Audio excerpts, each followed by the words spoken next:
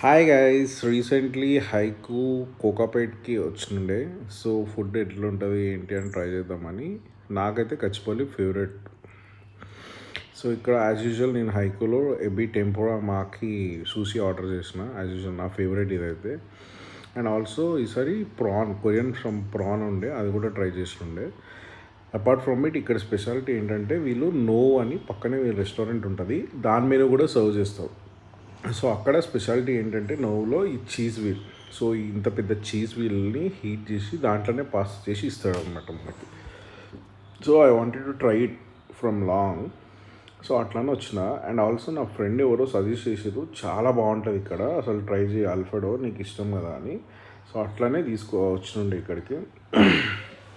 But try చేసినాక తెలిసింది ఏంటంటే ఈసారి సరిగ్గా చేయలేదు. And it was not up to the mark at all.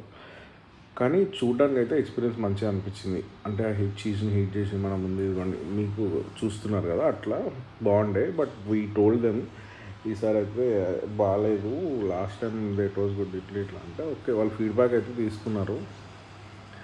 So మీరు కూడా ట్రై చేయండి, ట్రై చేసి ఎట్లుందో చెప్పండి.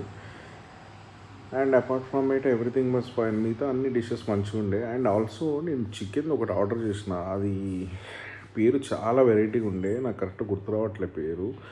ఇదిగోండి ఇదే item. And it was very good, must try, చాలా బాగుండే.